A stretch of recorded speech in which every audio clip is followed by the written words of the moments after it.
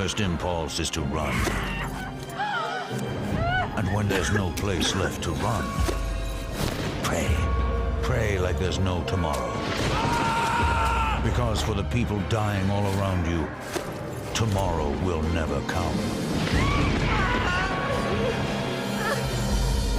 No one knows where to hide, how to save themselves, how to survive. Bodies beyond number. A firestorm of violence and madness. The terrible vengeance of God. It is the Black Death of the Middle Ages. The greatest biological disaster in the history of mankind. It is, as one witness testifies, the end of the world.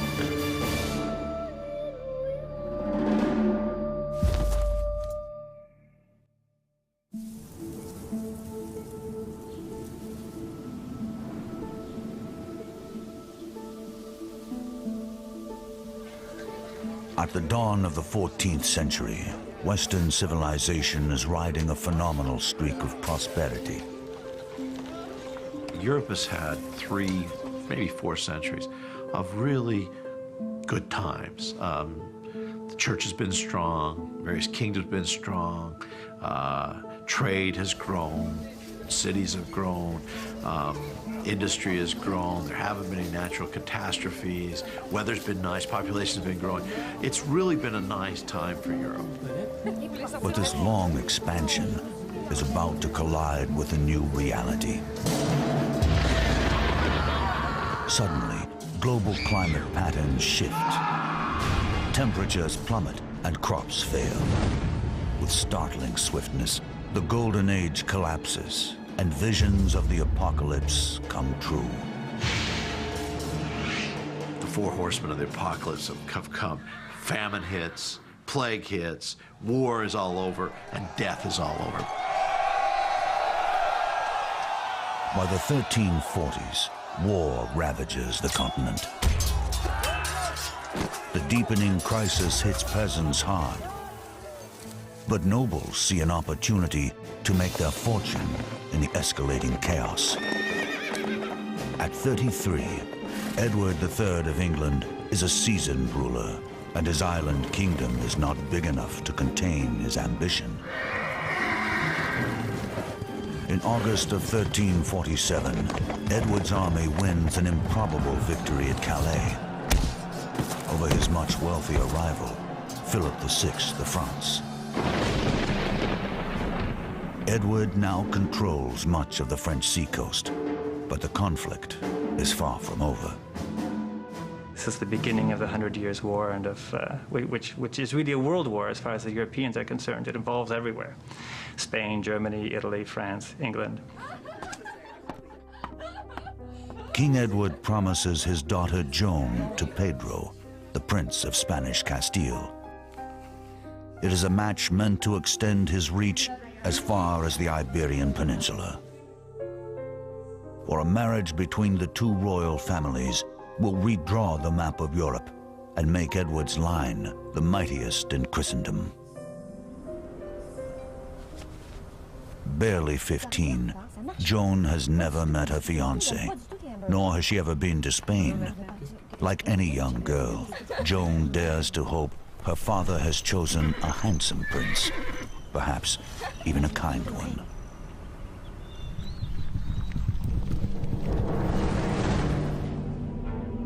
"400 miles to the south, in Avignon, France, Pope Clement VI, God's representative on earth, considers his own prospects.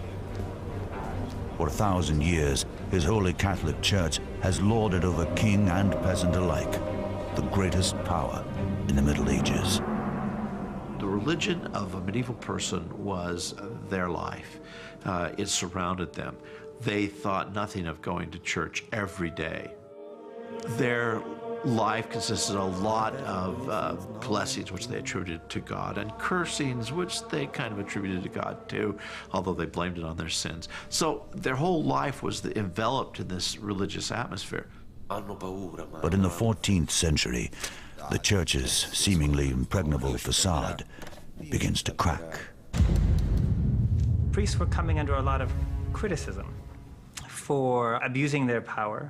We have lots of examples of priests who had concubines, priests who slept with women in the village, priests who were considered corrupt. Even the Pope seems tainted. The French have hijacked the papacy, moving it from Rome to Avignon. The break with tradition seems to suit Clement VI, a worldly man who enjoys his opulent lifestyle, but it scandalizes the faithful. Despite the skeptics, Clement's word still carries absolute authority. But will it be enough to sustain his flock when their world comes crashing in? Questo è un messaggio urgente per il chirurgo. Sì.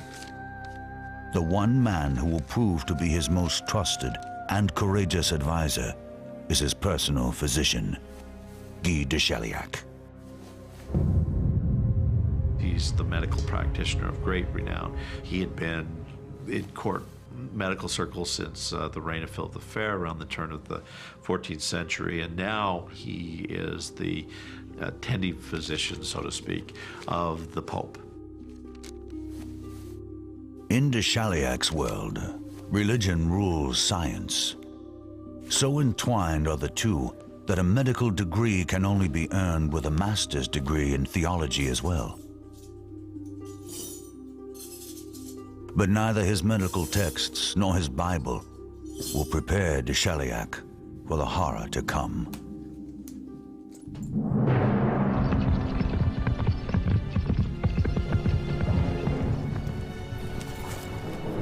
Far to the east, on the Mongolian steppes, something terrible has awakened.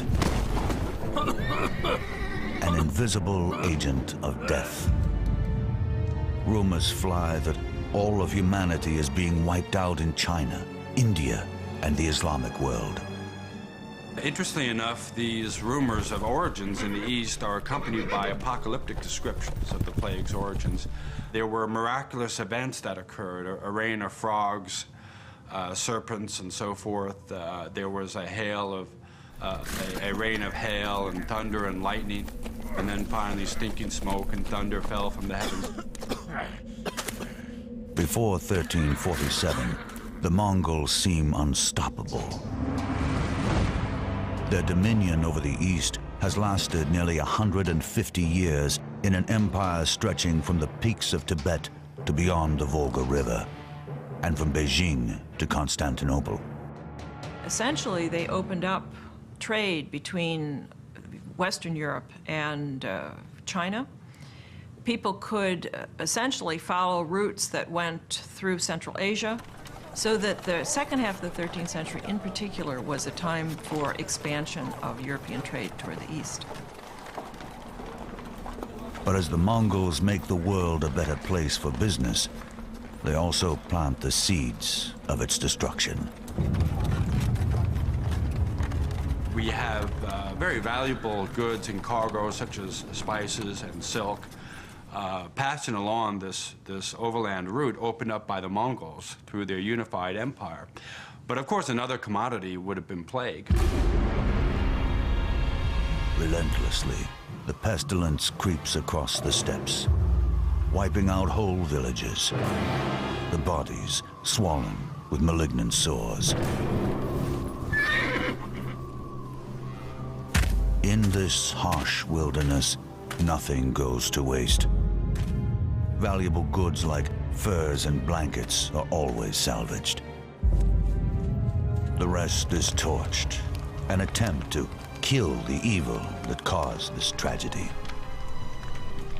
But the unseen demon travels with the loot. In 1347, thousands of miles to the west in the bustling trade city of Geneva, a servant prepares to make a dangerous journey.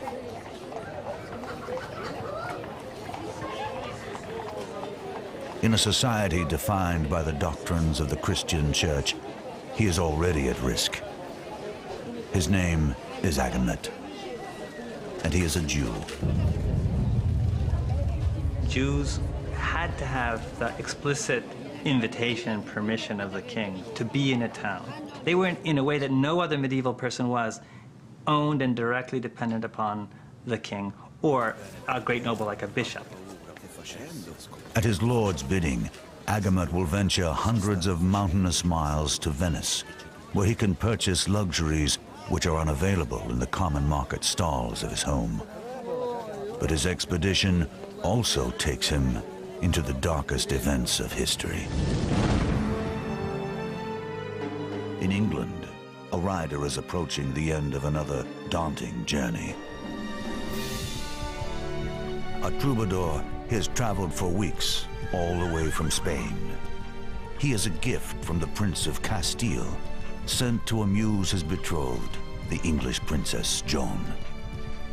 He will sing her songs of love on her wedding voyage to Castile, a romantic gesture for the pleasure of a young girl.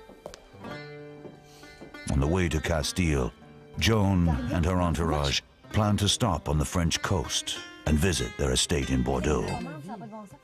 A favorite among the 12 children born to her father, Edward III, Joan has lacked for little in her short life.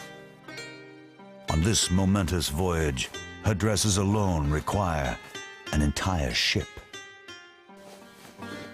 Along with many distinguished clergymen and diplomats, 100 bowmen will make the journey to protect this precious cargo. But their precautions will come to nothing. Within a year, almost all of them will be dead. Even now, the invasion has begun, carried on the lowly backs of small stowaways. A ticking bomb, it will bring this beautiful world crashing down.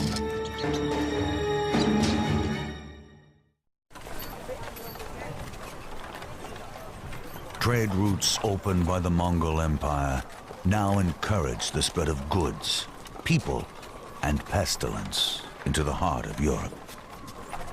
Travelers on the road, peasants in the field, and even the daughter of the King of England are all speeding towards an inevitable encounter with the greatest killer in the history of mankind, the Black Death.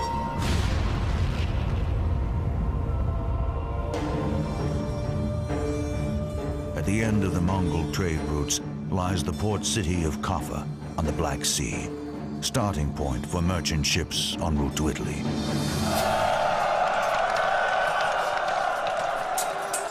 In 1347, the Mongols attacked the Christian city of Kaffa, hoping to take this vital trade link for themselves. At first, it seems as if the town will fall to the relentless assault. But in the heat of hostilities, the Mongols suddenly confront a virulent new enemy, plague. It inspires them to launch a final desperate plan. The Mongols got the plague and had to call off the siege. But before they left, they decided to catapult their dead corpses, the dead bodies of their victims, into the town in order to, quote, extinguish everyone inside and give the plague to their enemies. And apparently this is how the plague was communicated by the Mongols to Europeans. It just may be the first incident of germ warfare in recorded history. While the story might be more legend than fact, the Mongol pestilence spreads to the townspeople of Kaffa. The plague is fairly slow-moving for an epidemic disease. In 15 years, given the vast stretches of the steppe and the thinness of the population, would be about the right time to get it to Kaffa. But while these facts seem clear, a mystery remains. After such a slow beginning, how does the plague spread to Europe so fast? Many historians believe it hitches a ride on merchant boats bound for Europe, and its first port of call is the island of Sicily.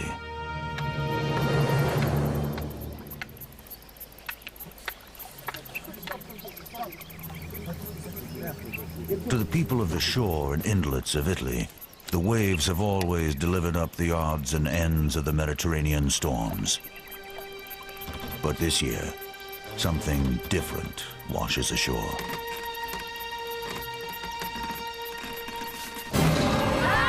Oh mio Dio! Andiamocene via! Andiamocene! Aspettami!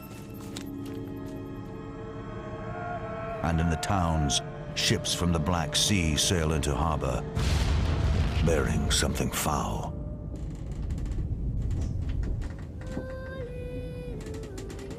Below decks, the Italians find a cargo of corpses.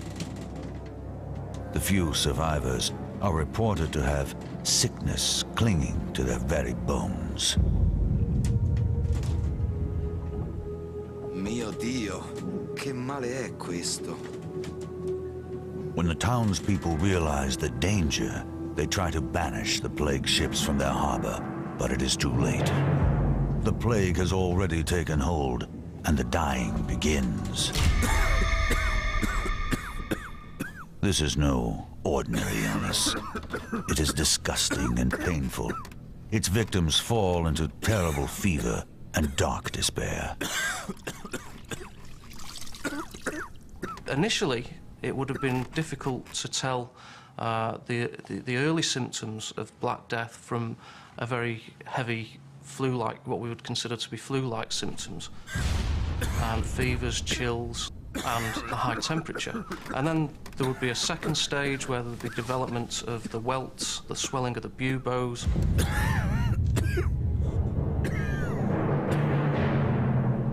The bubo is a painfully enlarged lymph gland in the neck or groin.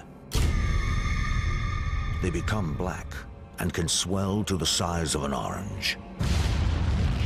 It is these buboes that suggest bubonic plague may be the cause of the Black Death.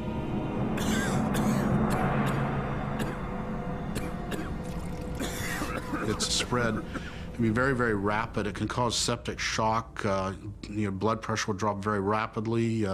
See multi-organ failure. The vascular system can become leaky and you can have hemorrhaging. The buboes themselves are very, very painful. It's a very awful way to die.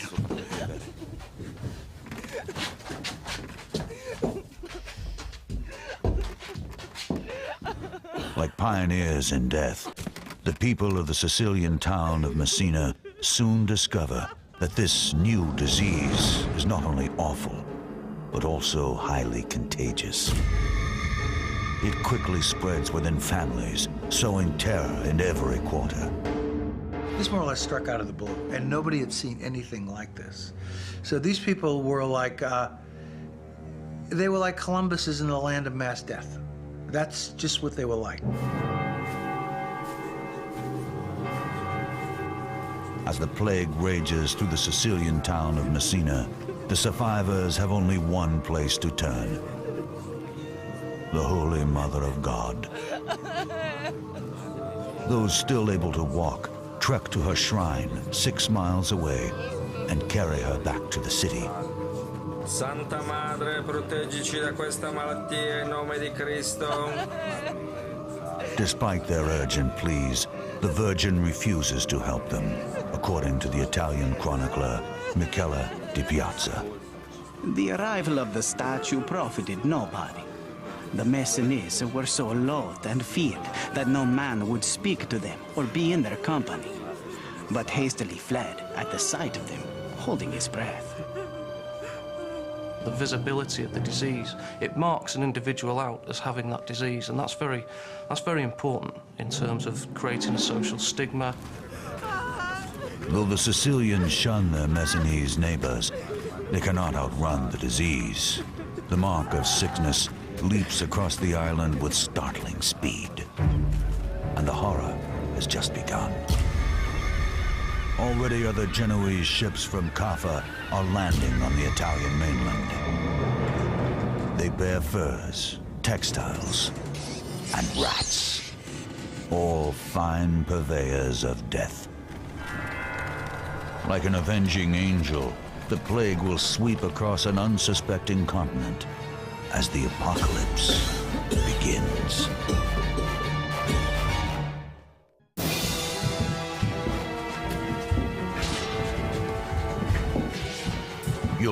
now faces the greatest threat ever known to mankind.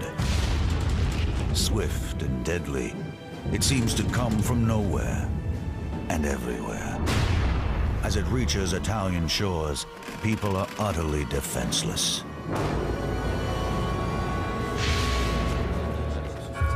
For medieval science is mired in a fog of superstition and ignorance.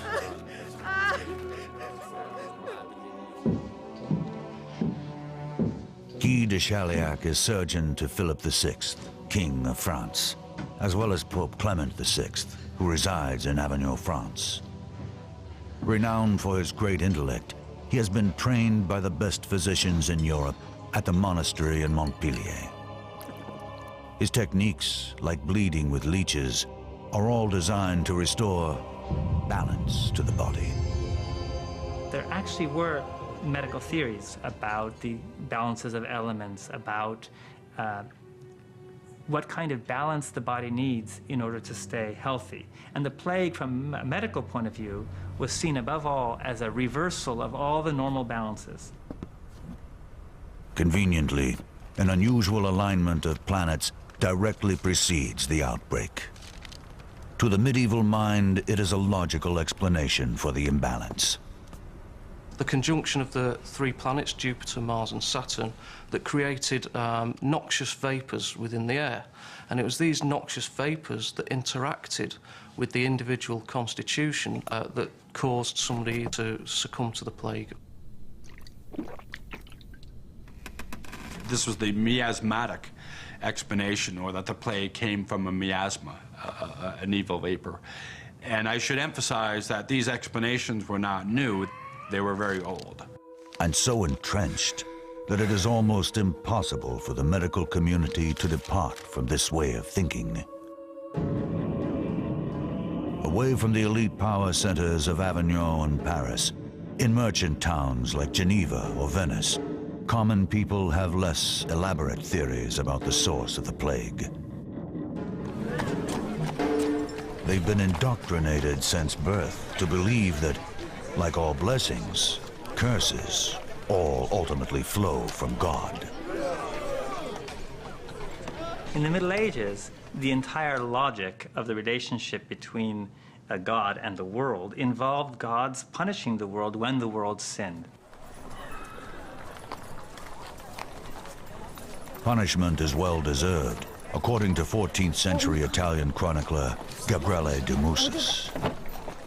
Almighty God saw the entire human race wallowing in the mire of manifold wickedness, enmeshed in a wrongdoing, pursuing numberless vices, drowning in a sea of depravity because of a limitless capacity for evil. We now know that it was not sin or evil that brought on the Black Death. It was a contagious disease. The question is, which disease? 600 years later, historians and scientists are still looking for an answer.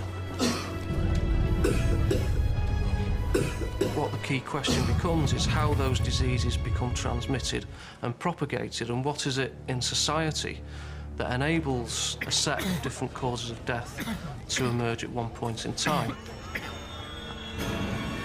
For more than a century, the main theory has been that the Black Death was caused by bubonic plague, caused by a bacterium called Yersinia pestis. It is carried by fleas and requires a very particular environment to flourish. In many ways, medieval Europe seems to fit the bill. Urban centers, garbage on the streets, tremendous milieu in which to breed huge rat populations. And with those huge rat populations, huge flea populations. A single flea bite injects the victim with Yersinia pestis bacteria. They quickly multiply in the lymph nodes, filling them to bursting. Once released into the bloodstream, the bacteria causes the black welts that give the Black Plague its name. And there is another, even deadlier form of the disease, called pneumonic plague. It needs no flea to spread its poison. In some instances, the bacteria will go to the lungs and lodge there and begin to proliferate. If you cough and you have also hemorrhaging in the lungs from the bacteria, you can get what's called a bloody sputum, where your spit has blood, flecks of blood in it. And if you're coughing, those respiratory droplets can be quite infectious, and then you can infect another person. Both the environmental conditions and disease symptoms suggest bubonic plague was the cause of the Black Death. But some scientists vigorously disagree with this theory. They point to one inexplicable and compelling fact: the shocking speed with which the disease spread. Basically spread across Europe, Western Europe, within 4 or 5 years. It's incredibly rapid spread, considering that they didn't have trains, planes, automobiles, that the transportation was by foot or by horseback. I mean, it's a very, very rapid spread of the disease. Many doubt bubonic plague could travel so fast. The speed at which the disease spread around communities isn't consistent with what we know about bubonic plague. So this has led some historians to suggest that perhaps there was another causal mechanism involved, there was another epidemic disease involved. Perhaps one suggestion has been the spread of anthrax. Other authors have suggested it might have been an Ebola-like virus. There are clear differences here in relation to the way in which disease is spread. Why does knowing the truth about a disease that happened centuries ago concern us today? Quite simply, understanding the Black Death could be critical in our fight against mankind's next catastrophic outbreak. But until recently, it has seemed that the clues to this mystery died with the plague victims. Or have they? In Montpellier, France, a 650-year-old mass grave is giving modern technology the chance to pick up the scent once more.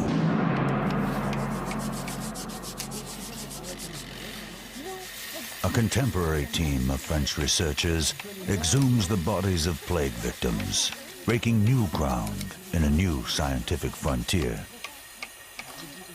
Black Death studies are still young. It used to be thought Black Death couldn't get anything out of a skeleton. It was a tissue disease. All we have are the bones. Couldn't get anything from it. Now with DNA, with some of the other things that we can get out of bones, there's some possibilities. It's still very, very controversial, but there's some possibilities that we might learn more and more. The researchers are mining for biological treasure, the teeth of plague victims.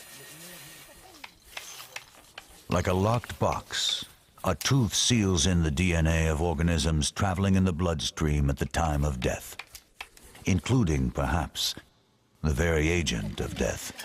On a trouvé quelque chose, je crois que c'est important. Les dents sont entières. They took the teeth out of the skulls. Then they examined the tooth pulp for evidence of the presence of the plague bacteria, Yersinia pestis. And according to their results, these sequences were obviously Yersinia pestis DNA, but they were somewhat unique. And it provided the only really objective evidence that we have that the Black Death might indeed have been caused by Yersinia pestis. The French results bring the mystery of the plague one step closer to its solution. But more study must be done, more graves investigated. The scientists' work will continue.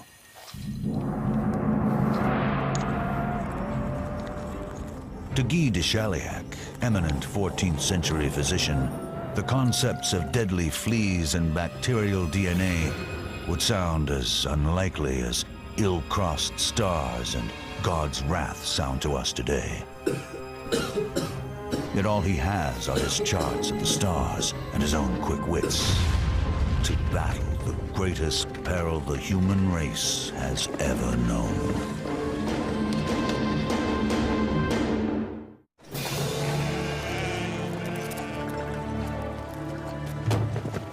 By the autumn, the Black Death has made its way from the Far East and is sweeping over Sicily. leaving panic in its wake.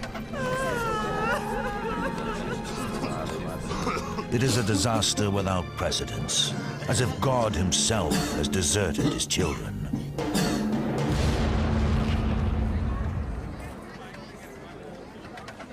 In Venice, Agamot, the Jewish servant of a Swiss lord, finds all that his master desires: saffron and cinnamon, silks and furs, and more besides.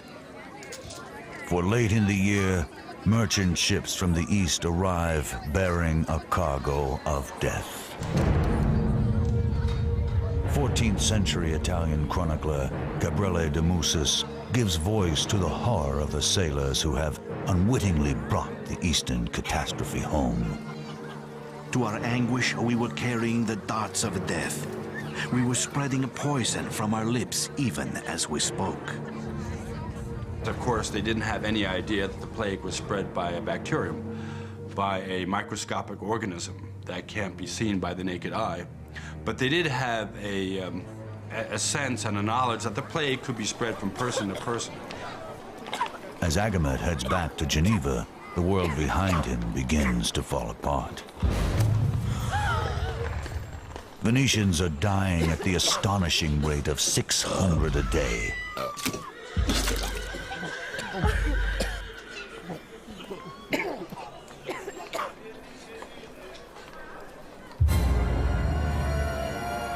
In January of 1348, the plague enters France through ships trading at Marseille.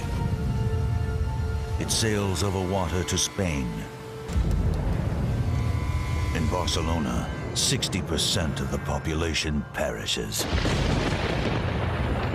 You could imagine a person, let's say a sailor, working in the dock area, being bitten by an infectious flea.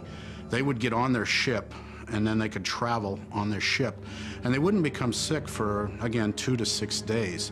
So there's the potential for people to move around, move from one area to another before becoming ill. Of course, this same ship may have rats with infectious rat fleas, and then when the ship reaches a port, those rats and their fleas can get off and spread the disease as well.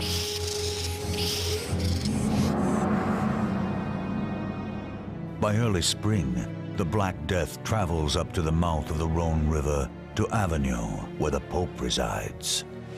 Vignerin, je vous en supplie. La maladie frappe à la porte. Docteur, notre permis protéger. Though Guy de Chauliac urges him to flee, Clement VI reportedly refuses to leave his palace. By August 1348, the plague reaches Paris. Half its population will die. When it lands in Bordeaux, England's Princess Joan is just arriving from her sea journey. She will rest at the family estate for a while and then continue on to Castile and her prince. Joan is perhaps the most well-guarded woman in Europe right now, but archers and castle walls cannot shield her from an unseen enemy. Non, non, non! Vous ne pouvez pas passer ici! Non! C'est trop dangereux pour la princesse! Like a phantom, the pestilence strikes randomly, wiping out a household, a neighborhood, an entire town. Even before it sows destruction, it breeds terror. There was nothing they could do. And it's that sense of facing an event over which you have absolutely no power that makes it such a dramatic event in human history. I've often tried to imagine what it must have felt like to hear that in the town across the mountains, 75% of the people had just died. And they did hear, they received letters before the plague came. They knew the plague was coming in many places. So they had time to think about what's going to happen when it gets here. And I can't really imagine a scarier thought. Consumed by fear, many of the gentry flee the cities, leaving the less fortunate to fend for themselves. What we see in literature are these cowardly figures, the rich who are going into the countryside and who are there frightened by their own mortality. So who's left behind? Who is back in town suffering but the poor and those who are unable to do what the rich can? In England, Edward III and his eldest son retreat to a country estate, bolting the gates behind them. But the wholesome atmosphere does not seem to protect the serfs who farm the land. They die by the droves. In the fields, on the roads, and in their miserable hovels. People lived in extreme poverty, and they lived in huts with thatched roofs. They had livestock living in very close association with them. They had dirt floors to the huts. The living conditions were absolutely filthy. The types of environments where you'd expect rats and rat fleas to proliferate and do quite well.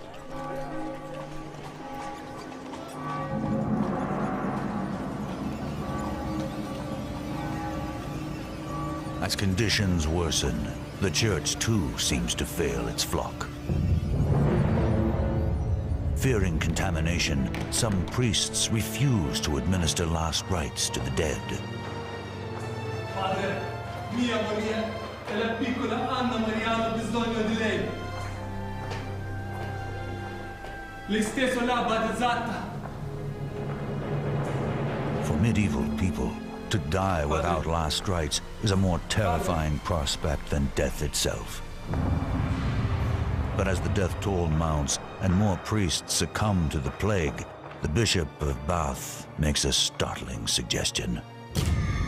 If they are on the point of death and cannot secure the services of a priest, then they should make confession to each other, to a layman, or, if no man is present, even to a woman.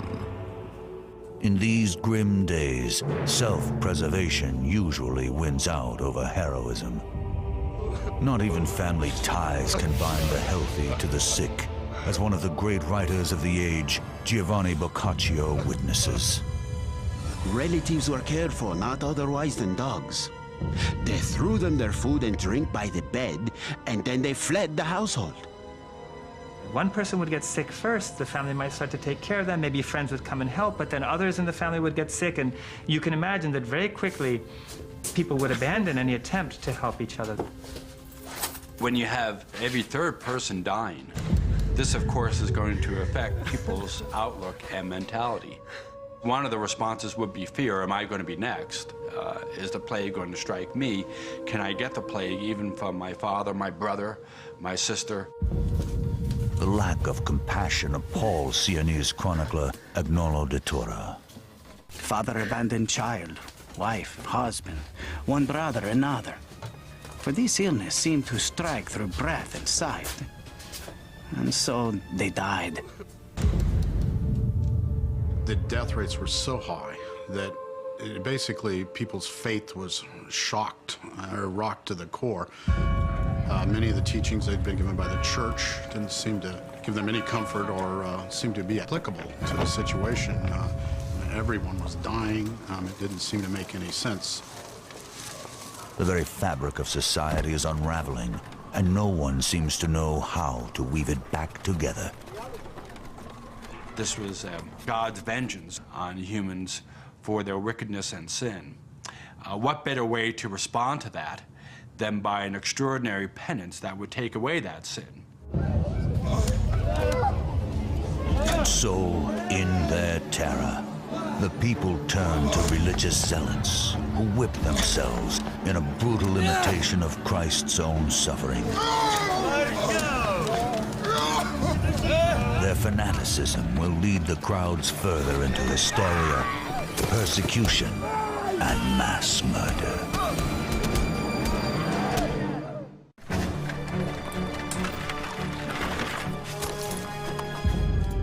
By 1348, the Black Death has traveled from Sicily to England, carried in trade ships aboard the backs of rats.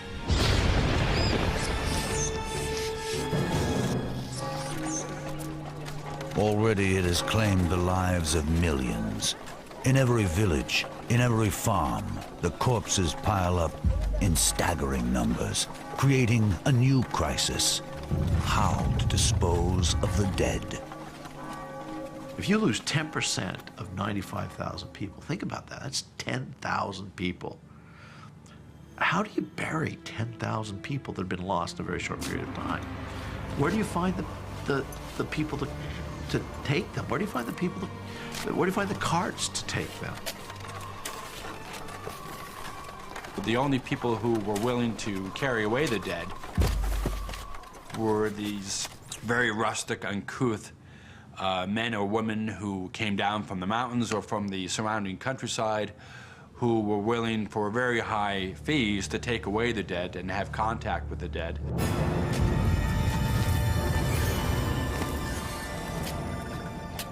The smells must have been very difficult, and people tried to accommodate that by having fires and, having sweet smells around. They tried to cover up the smell of death. But you can only go so far with that. In 1349, graves must be found for nearly 300 people a day in London. The situation is even worse in Avignon. In one 6-week period, 11,000 people are buried in a single graveyard. The Pope is finally driven to consecrate the Rhone River. Countless bodies are committed to a watery, unmarked grave. But perhaps even that is preferable to an Italian mass burial. They were layered like layers of a lasagna. They would put the bottom layer, sprinkle a little dirt, a second layer, sprinkle a little dirt, third layer, sprinkle dirt. In Siena, in the Tuscany region of Italy, the toll is literally unbearable. Fully half the population is reported dead. Siena citizen Agnolo de Tora raises a lament that has lost none of its poignancy after 6.5 centuries. In many places, great pits were dug and piled deep with the multitude of the dead. And as soon as those ditches were filled, more were dug. I, Agnolo di Tura, buried my 5 children with my own hands. And so many died that all believed it was the end of the world. In spite of the personal risk, some brave hearts hold fast, combating the mounting crisis. Many doctors have stopped seeing patients to save themselves. Not Guy de Chauliac. He stayed. I think there was not just bravery, but a certain scientific curiosity there. He wanted to see what this great blazing demon was and how it worked.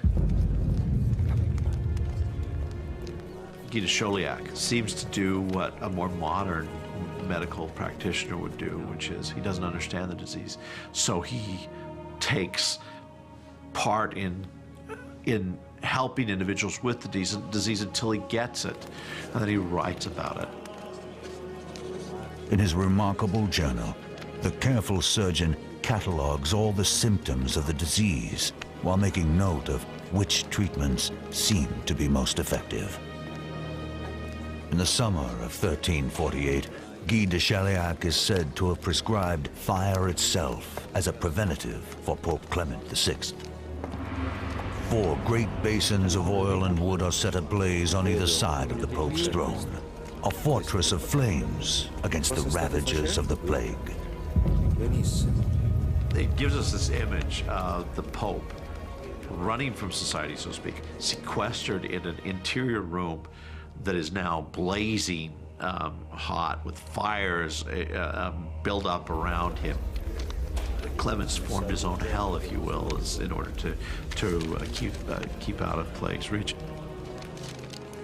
And if your dominant medical theory of disease causation is the miasmas and the bad vapours in the air, then if the smoke given off by the fire has a purifying effect, then clearly that makes some sort of sense in terms of warding off infection. Whether by fire or luck, the Pope survives the plague. But Princess Joan, the favorite daughter of the King of England, does not. Like almost half the population of Europe, she falls victim to the Black Death. Her father, Edward III, is powerless to do anything but mourn. Destructive death, who seizes young and old alike, has lamentably snatched from us our dearest daughter, whom we loved best of all.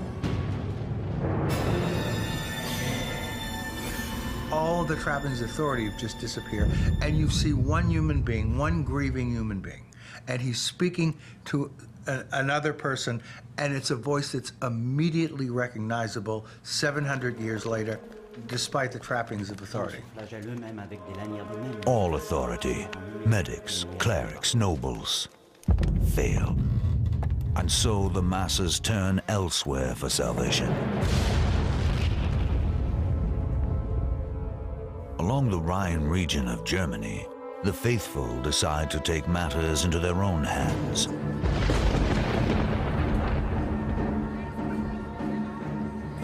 They are known as the Flagellants.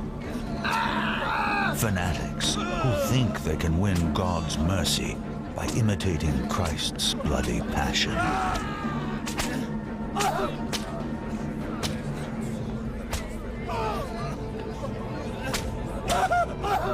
Theirs is an extreme measure for an extreme time, and people flock to them in droves. People looked upon the Flagellants as helping to ward off the disease, as perhaps their extraordinary penance might avert God's wrath and take away the plague. The notion of flagellating oneself might have a particular appeal, a very dramatic method of, a painful, dramatic method of scourging oneself of the sins in the expectation that you might not be alive tomorrow. In groups as large as 1,000 men, the Flagellants commit themselves to a master for 33.5 days to mark their Savior's years on earth. Forsaking bath, bed, and sex, they piously march from city to city, performing gruesome masochistic acts before appreciative throngs.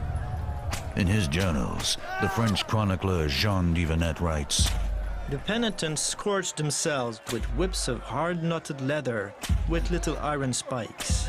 Some made themselves bleed very badly between the shoulder blades, and some foolish women had clothes ready to catch the blood and smear it on their eyes, saying it was miraculous blood."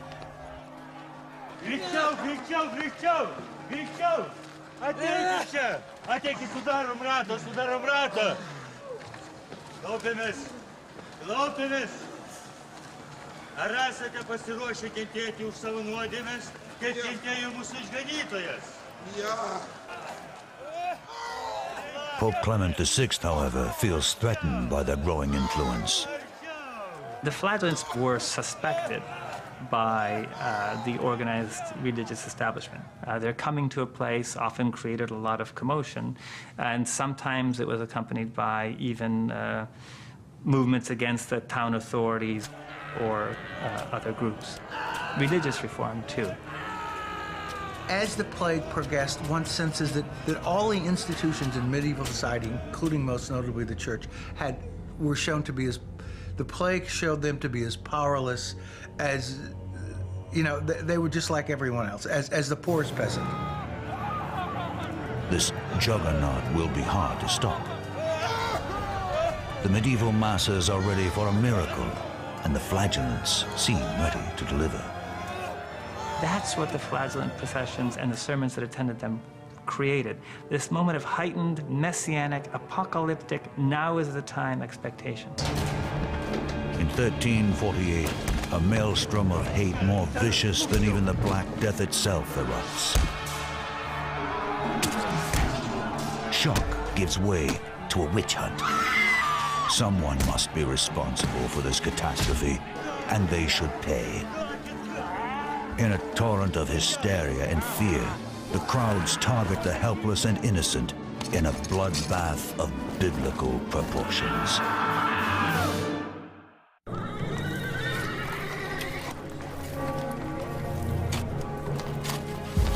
the mid-1300s, the Black Death is rushing toward its apex.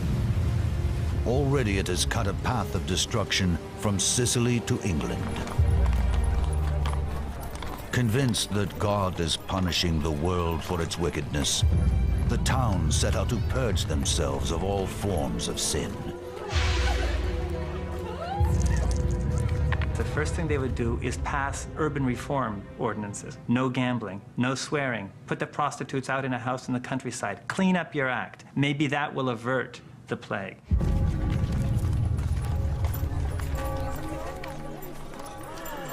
Bene, bene, bene. Questo non deve succedere mai più. E voi, seguiteci. Per voi e per le ragazze è tempo di prendere una vacanza.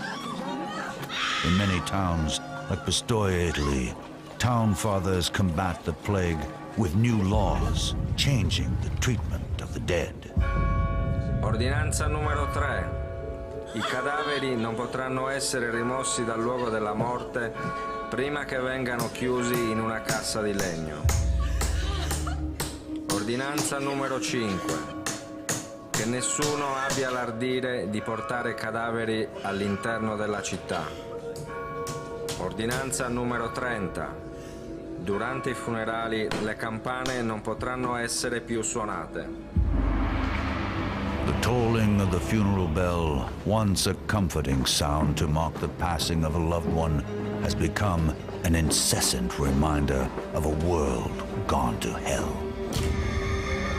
There were so many people dying that you might have a priest might be leading one procession, a procession of one person to a grave, and then he would look behind him and he would see 10 more that he would have to accompany to their grave.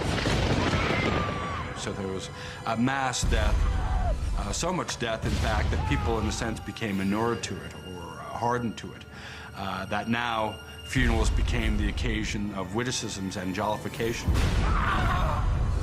But in Germany, the escalating death toll brings out something even worse in people. The extreme violence of the flagellant movement. Their violent self-punishment, complete with the suggestion of holy blood, creates a sensation as they travel through a countryside empty of hope. Their dramatic displays are far more compelling than the ineffectual mutterings of the village priest. The flagellants focus the people's fear and rage on a tangible target, the local church.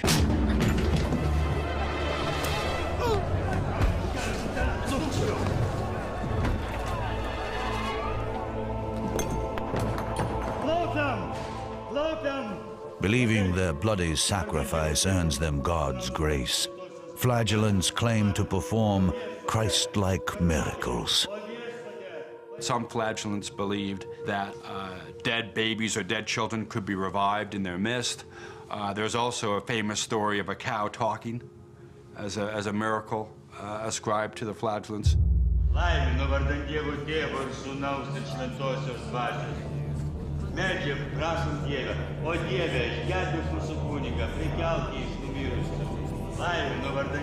Along the Rhine, it seems as if miracles are being performed. While in Avignon, France, the very heart of Christendom, 400 people are dying a day.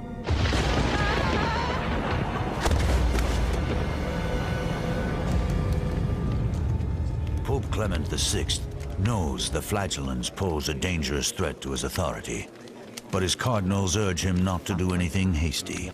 They fear an attack on the movement at the peak of its popularity could cause a backlash against the church itself.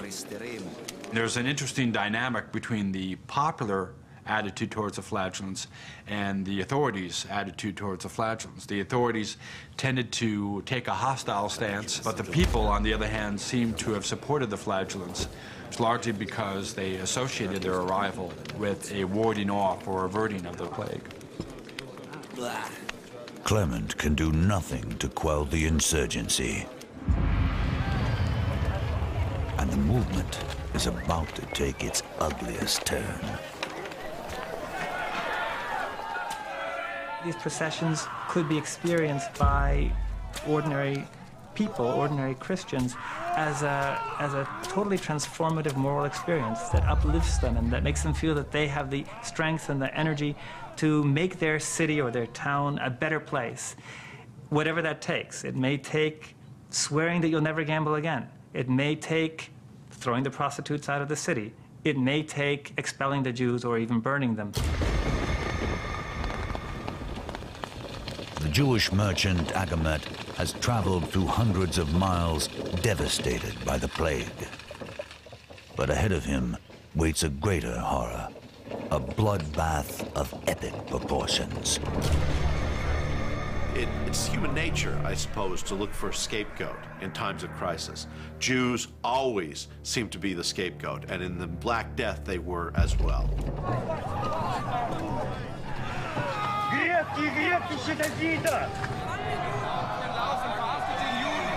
For the flagellants, it is an easy leap from criticizing the church to attacking the Jews.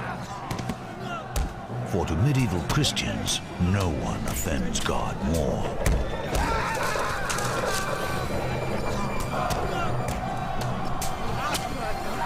There is a whole history of blood libels against the Jews, a whole history of persecution of the Jews by Christians during the Middle Ages. Betrayed by his distinctive clothing which marks him as a Jew, Agamet is taken to town officials for questioning. He is not alone, according to 14th century chronicler Jean de Venette. The infection and the sudden death which it brought were blamed on the Jews, who were said to have poisoned wells and rivers and corrupted the air.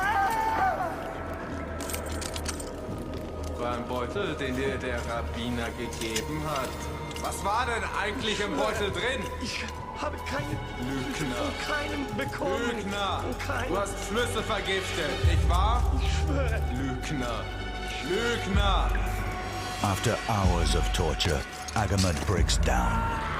He falsely confesses that a rabbi did give him a pouch filled with venom, which he used to poison the wells. They were forced to confess that no Jews are innocent. All Jews are guilty. They're all part of this conspiracy. No one can be cleared of these charges. De Venette reports that confessions like Agamet's fly up and down the Rhine. Accordingly, the whole world brutally rose against them. And in Jewish communities, many thousands were indiscriminately butchered, slaughtered, and burnt alive by the Christians.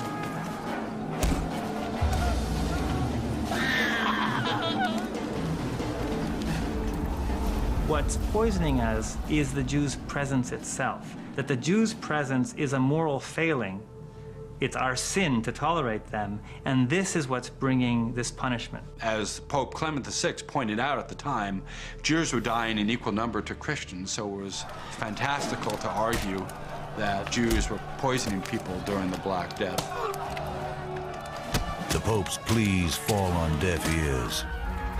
On St. Valentine's Day, 1349, the citizens of Strasbourg round up as many as 2,000 Jews and burn them at the stake. The atrocity is repeated in more than 15 cities in Germany and Switzerland. The people of Europe have been poisoned, not by some insidious Jewish plot, but by fear, hate, and ignorance. The lethal combination is spinning out of control, even faster than the Black Death.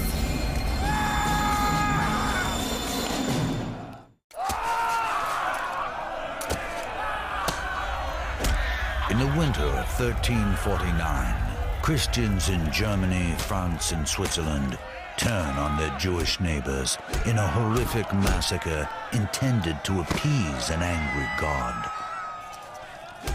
But violence cannot stop the grim progress of the Black Death. In Avignon, nearly all of the nobles have fled the city. Even the Pope retreats to his country estate, no longer trusting in his protective wall of fire.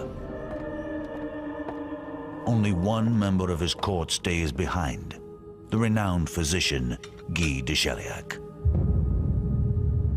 But the aging surgeon's final investigation of the disease comes perilously close to home.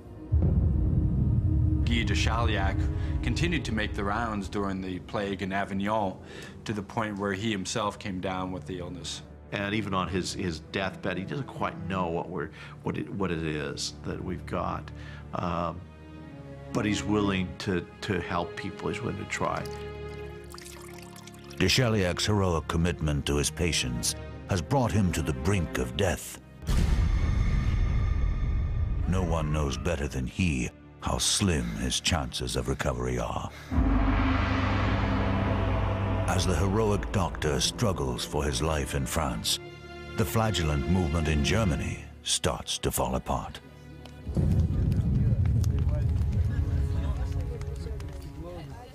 Originally made up of pious zealots, the flagellants now attract outlaws. They greedily hoard loot stolen from the churches and openly consort with rowdy women. One gets the sense from some of these stories that in some of these villages, the flagellants were almost treated like rock stars, and that there might be what would be after flagellant parties. The sight of the blood, the stripped down bodies and the sweat and the lean muscular frames and all of that, no doubt aroused many young female peasant hearts. That and the fact that you just had so much emotion loose at that moment in time. It is simply too much. The authorities finally move against them. In October 1349, Pope Clement VI calls for the flagellants to disperse and is roundly ignored. The church actually has to look to the political means of stopping the flagellants. The flagellants begin to be arrested, or they begin to be chased away by military officials.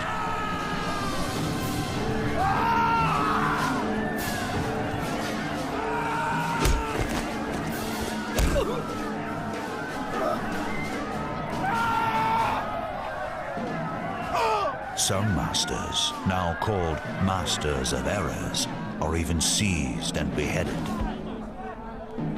Wir befinden dich für schuldig. Du hast Unglauben verbreitet. Du bist zum Tode verurteilt. Soll Gott deine Seele schützen.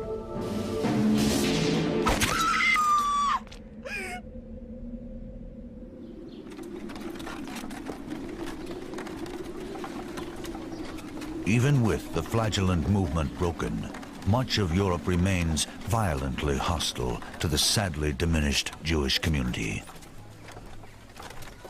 The survivors become refugees, searching for a safe haven.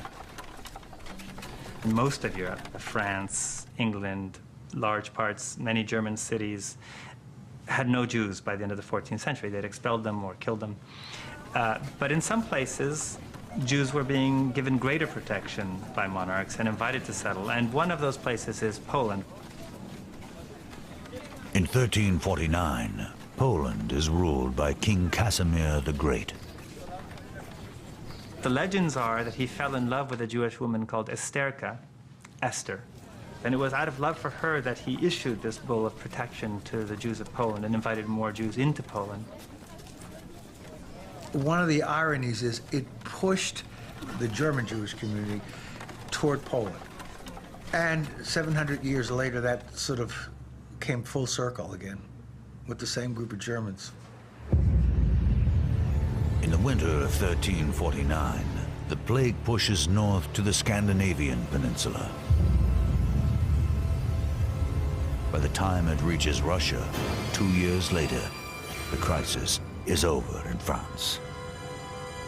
After wiping out almost half the population of Europe, the plague itself is sputtering to an end.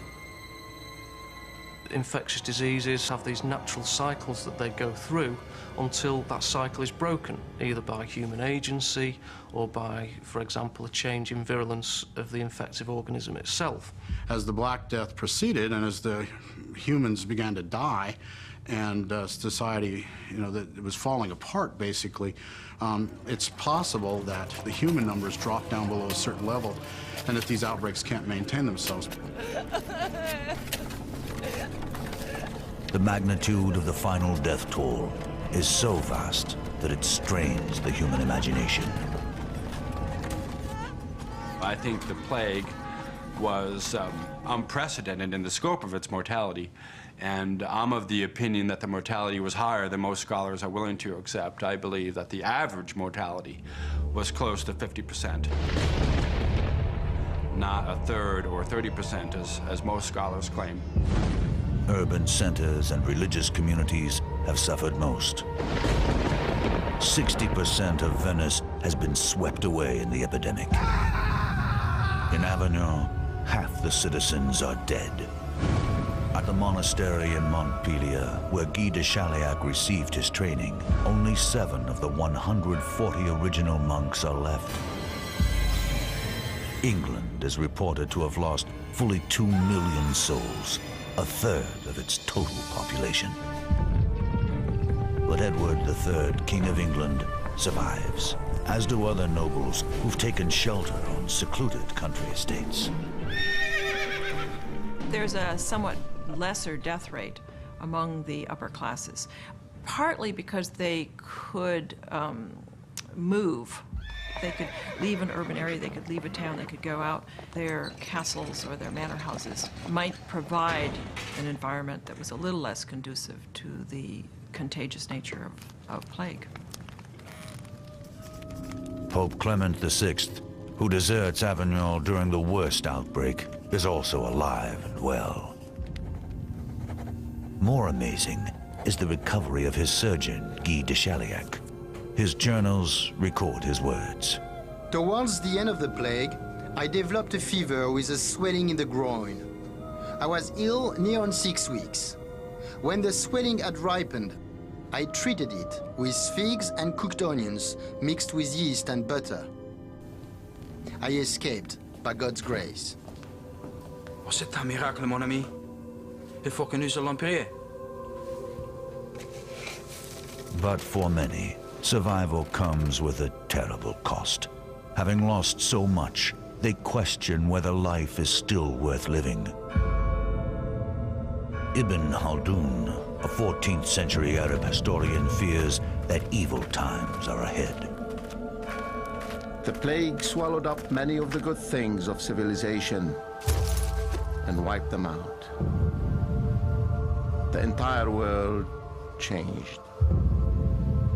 Think about the impact of losing 15 million people, what that does to society, what that must have done to the church, what that must have done to science, to medicine, to art, to literature. What if you lost a Da Vinci in there? What if you lost a Leonardo?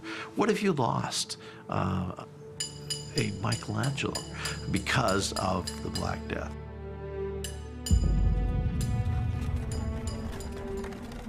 You can look almost anywhere and see the traces of this loss of a third, a half of humanity. Well, I read one tombstone that said he died in the year when scarcely a quarter of humanity was left on Earth. This sense that you're part of a fragment, 25% remaining, that's it. This is the only time in recorded history that every single person in the known world, without exception, has watched their closest loved ones die in agony. The sorrow and isolation devastate the Italian poet Petrarch. Consider what we were and what we are. Where are our dear friends now? Where are the beloved faces? There was a crowd of us. Now we are almost alone.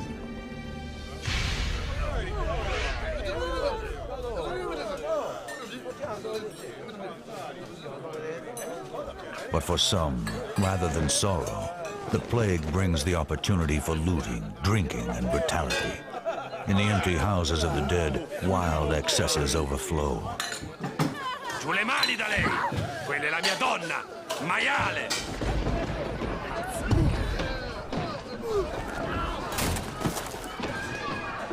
Florentine historian Matteo Villani is outraged.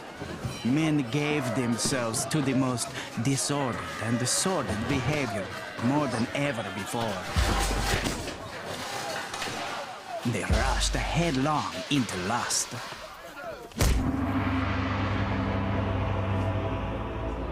Still, the vast majority of survivors neither sink into despair nor wallow in excess. Most simply pick up and get on with the process of living. They never lose faith in God, or, even more remarkably, their faith in the future. Medieval people also had the assumption that God would make all things right, that God had a plan, that the apocalypse would set things right in the end, or that there would be a renewal, a restoration, that this was not simply the end, there would be something that would come beyond. What's amazing in a way is how quickly these societies renormalized, re-routinized, became functioning societies again. Their faith makes it possible for medieval people to not just survive, but actually go forth and multiply, according to French chronicler Jean de Venette. When the epidemic was over, the men and women still alive married each other. Everywhere, women conceived more readily than usual. The pause in violence will be unbearably brief. For even as society tries to heal itself, chaos erupts once more. The old mold has been smashed, and the new one will be shaped at the point of a sword.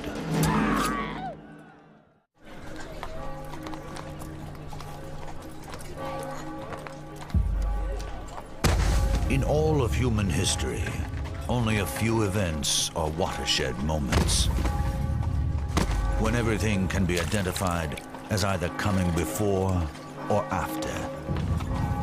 The Black Death is one of these. When in European history has there ever been an event where possibly 50% of the entire population died in such a quick time? It's an event like this which we can barely wrap our minds around. How is it that you can wake up one morning and be dead by the evening? The heart-sick survivors have no choice but to go forward, for pain and loss have shattered the past. I've often wondered whether the sense of despair and the sense of irrationality with regard to what has happened opened up minds to questioning authority, but questioning how we understand God, and questioning to what degree there is an authority that we can all turn to. The plague cracks the church's 1,000-year-old stranglehold on religion. Many nobles decide to take their faith into their own hands. Some families began to hire private chaplains, so that there seems to be a kind of privatizing of religion that takes place. While the plague turns some survivors closer to God, others look for new answers in science.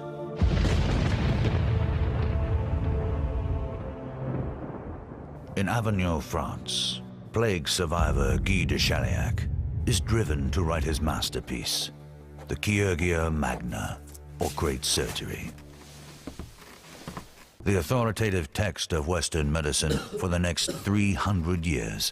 He bases it not on ancient philosophy and astrology, but upon his own first-hand observations of disease. The plague had an important impact in the practice of medicine, because when the plague arrived, the university-trained physician was basically an internist and didn't do any clinical medicine. His knowledge of medicine was all theoretical. After the debacle of the plague, medicine became increasingly more practical. In the Italian countryside, another transformation is taking place. Prior to the plague, famine is common. Though every inch of land is sowed, supply never catches up to the soaring demand. Now, even with much of the land gone fallow, there is food to spare. For the first time in centuries, farmers can grow not just grain, but luxury crops. And so, Italy becomes a country rich in olive oil and fragrant fruit. Francesco, vieni giù ad aiutare. Non posso fare tutto da solo. Sì, papà. Italy's orchards underline a grisly fact. A sudden drop in population has its advantages. As people died, wages rose. And as people died and lands were vacated, people who in the past were relatively poor could afford to begin to invest in land. And what that meant was that all of a sudden people who had been peasants were now what we might call kulak class. They were now landowners. They had decent-sized farms, and they could actually live independent lives rather than working the fields of others. One of the interesting things is to look at the diet. Their diet, which is almost strictly grain-fed diet, ale, bread pudding, bread, now has quite a bit of meat in it, has some vegetables in it. La cena è pronta. Andiamo, figli. But as the fortunes of peasants rise, the lot of the ruling class plummets. For centuries, nobles have depended on serfs to work the estates. Now, with better jobs drawing peasants elsewhere, nobles are left without a labor force, forcing them to gather their own bitter harvest. A clergyman gleefully notes how the mighty have fallen. Churchmen, knights, and other worthies have been forced to thresh their corn, plow their land, and perform every other unskilled task if they are to make their own bread. Ma che stai facendo? Ma come la stai usando quella zappa? Marito mio, giuro che te la faccio mangiare questa Ma guarda pala. come stai zappando, se la usassi bene, non staremo qua tutto il giorno. Many impoverished nobles refuse to lower themselves to farm work. Instead, they seek their fortune the old-fashioned way, at the point of a sword. You have a lot of military types running around. Sometimes they're employed by France or England or Spain or Catalonia or someone, in which case they're drawing a salary and looting cities for pay. Sometimes they're unemployed and they're looting cities to feed themselves. To make up for the shrinking size of their armies, knights create new rules for an old game. Guerrilla warfare is born, and worse. Have all these demilitarized men roaming the land, looking for opportunities to pillage. And that's really where things like scalping, for example, come from. It was the terror tactics of these groups of military men seeking to extort from villagers and from city folk.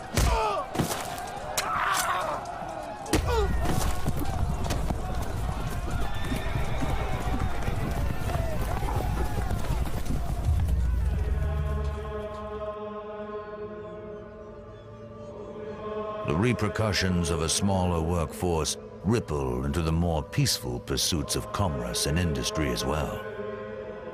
Simply, the destruction of so many people forced the survivors to come up with labor-saving devices such as the printing press. Industries that used to rely heavily on surplus manual labor, like the cloth industry, which used to be able to count on lots of dislocated peasants who didn't have land because there were so many people and the land was fixed. They can't rely on that labor, so they start to turn to other kinds of solutions, technological solutions, like mills. Less than a century after the Black Death, the fabulous illuminated manuscripts of the Middle Ages become relics. Gutenberg's printing press has put them out of business.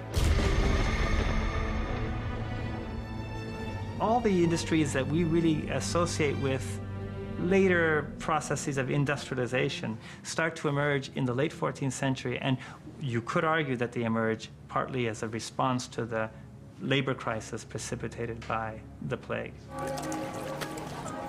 Still, the greatest impact of the plague is not in the battlefields or factories, but in the human heart. I can't even imagine the anguish that would have occurred from a parent, or a child watching a parent get sick. Take young people who may have seen their parents die, surviving in the 1350s, but with that memory of death all around them, so that death became a common sight. Well, I think there is lots of evidence that there was a psychological transformation affected by the plague and by the sudden dramatic disappearance of so many people. Death clings to their imaginations like a menacing shadow and creeps into the late medieval art known as danse macabre. The kind of Dutch paintings you see with skeletons dancing and with a kind of memento mori, just remember death. Death is everywhere. In time, the social upheaval of the post-plague years, the questioning attitudes and increased individualism all lead to the greatest flowering of culture and knowledge in European history: the Renaissance. The Renaissance in Italy shows the extraordinary resilience of human society, a tenacity and creative energy that sustained it through the plague's darkest years.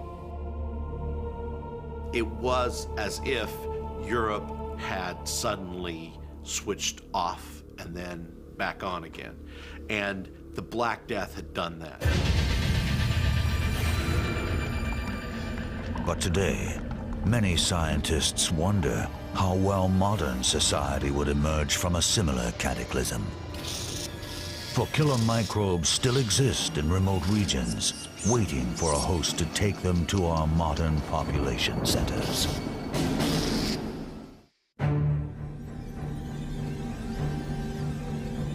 Between 1347 and 1350, nearly half of the population of the known world perishes. Nothing before or since. No earthquake, no war, no weapon of mass destruction has ever caused such mortality. The ultimate enemy are microbes. And man has no reason to think that because of his superior intellect, if it really came down to a battle, he would necessarily win. Surprisingly, the microbe that causes bubonic plague still exists in our world today. In Saudi Arabia, North and South Africa, parts of South America, and the United States.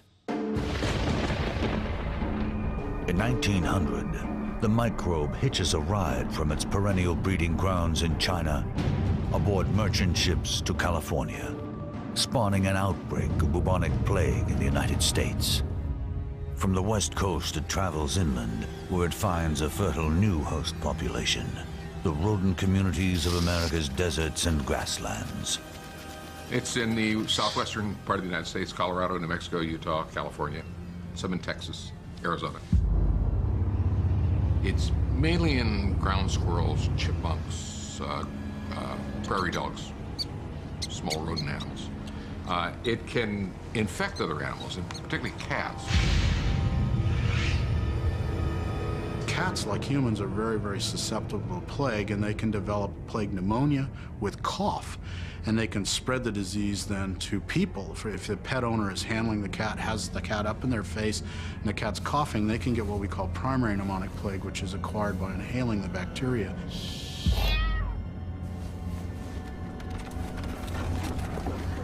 When the Black Death ravages the people of the 14th century, the only effective treatment seems to be a miracle. Now, antibiotics can cure bubonic plague, if the case is identified early enough.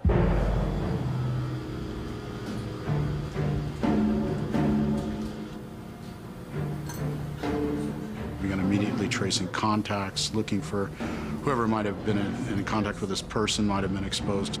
And then quite often these people get prophylactic antibiotics to make sure the disease doesn't spread. Yersinia pestis, the microbe that causes bubonic plague, is well known and understood.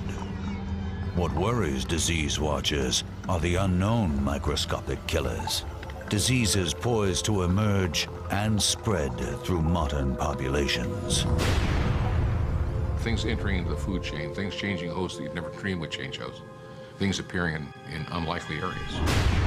AIDS, SARS, valley fever, avian flu, and Lyme disease all appear in modern populations simply because things change.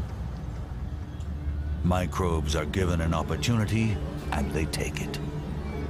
Lyme disease really was let loose because suburban forests in the Northeast were being cleared for suburban sprawl. So it's the same phenomenon. I mean, we're doing that today. We don't know what agents we're going to let loose.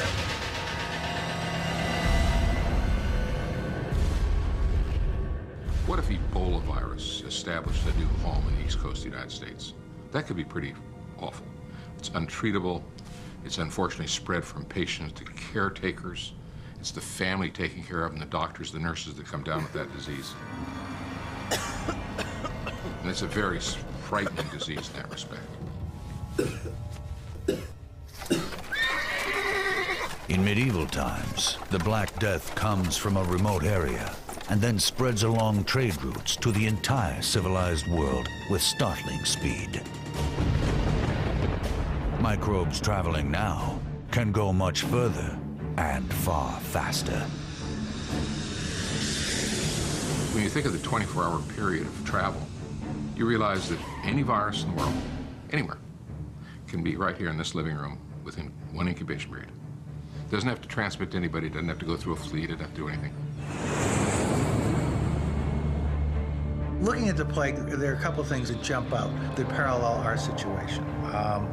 You have the notion of an expanding economy, new trade routes. You realize that 500 million people every year cross international borders on international airline flights. 500 million a year. 70 million work outside their own country. I mean, the numbers are just staggering of the amount of movement, the speed of that movement, and the density of the humans. Put that together, it's a setup.